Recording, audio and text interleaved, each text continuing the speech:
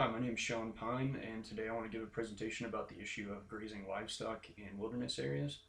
So, millions of people enjoy wilderness areas in the U.S. for their recreational opportunities, and they are highly protected public lands that don't allow motorized vehicles, motorized equipment of any kind, roads, or development.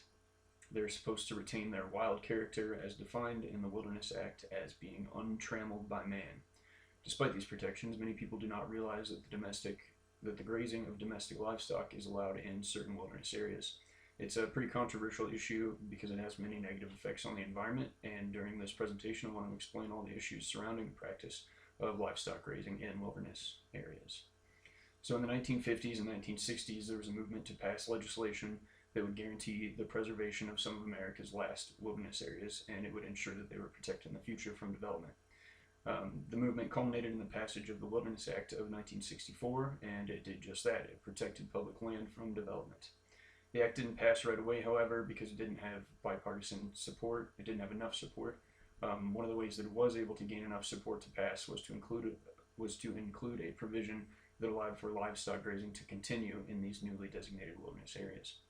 The grazing provision allowed for livestock grazing to occur only in areas that it was established in prior to the Wilderness Act passing.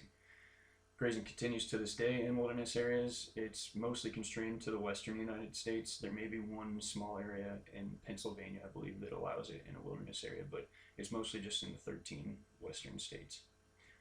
It's not truly compatible with the definition of what a wilderness area is as defined in the Wilderness Act. It introduces non-native livestock to otherwise wild places, and ranchers that graze their livestock in wilderness areas are even allowed to use motorized vehicles and equipment in certain situations that would not normally be allowed to other people who use wilderness areas. Not only is grazing livestock in wilderness areas not compatible with the character of wilderness areas, it also negatively impacts the environment. Grazing in wilderness areas is harmful to water quality through urine and manure contamination. It's harmful to native plant and animal species, and it is harmful to soils through erosion and soil compaction. While some urine and manure may be beneficial in small amounts, overgrazing can pollute water and introduce harmful bacteria into lakes and streams. Livestock in wilderness areas can outcompete native animals for food and water, and the very presence of livestock may discourage native animals from being in the area. Livestock can also reduce numbers of native plants that are often replaced with invasive non-native species such as cheatgrass or others.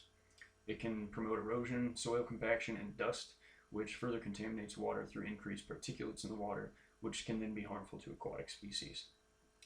So in conclusion, grazing in wilderness areas is not compatible with the character and definition of wilderness as defined by the Wilderness Act and should likely be prohibited.